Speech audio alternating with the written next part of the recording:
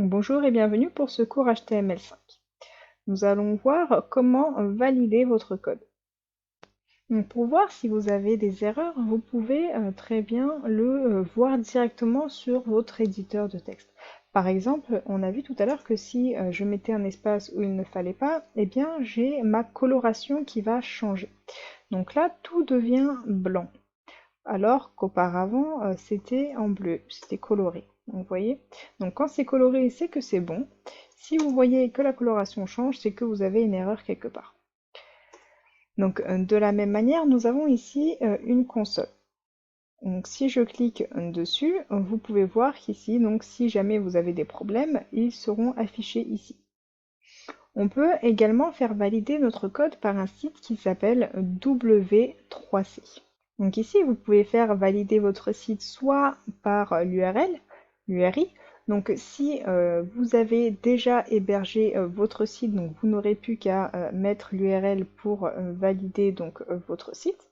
Vous pouvez très bien télécharger directement votre fichier ou alors mettre directement votre code. Donc par exemple, nous on va essayer de télécharger notre fichier.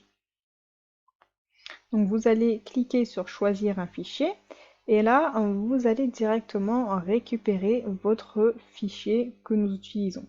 Donc pour moi c'est syntaxe.html. Donc on le sélectionne et on va cliquer sur check. Donc là vous voyez qu'il me dit que j'ai des erreurs. On va voir par exemple ici la troisième erreur, c'est une erreur sur ma balise IMG parce que je n'ai pas mis l'attribut alt. Donc nous verrons un peu plus tard ce qu'est l'attribut alt. Mais du coup, de cette manière, vous pouvez voir vos erreurs. On peut également venir directement copier notre code ici. Donc par exemple, on va essayer. Donc je vais copier notre code. Je vais faire exprès par exemple d'enlever mon chevron ici et je vais faire check.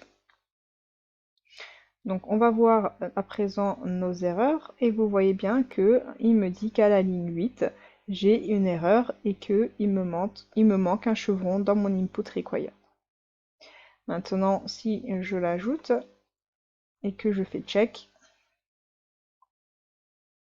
je n'ai plus cette erreur.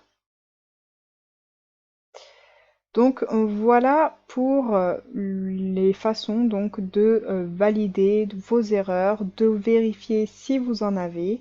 Et puis voilà, hein, vous pouvez très bien vérifier vos erreurs une fois que vous rendez sur le rendu de votre site. Hein. De toute façon, vos erreurs vont s'afficher. Il n'est pas nécessaire de vérifier toutes les demi-heures sur le site W3C. Donc voilà pour la validation du code.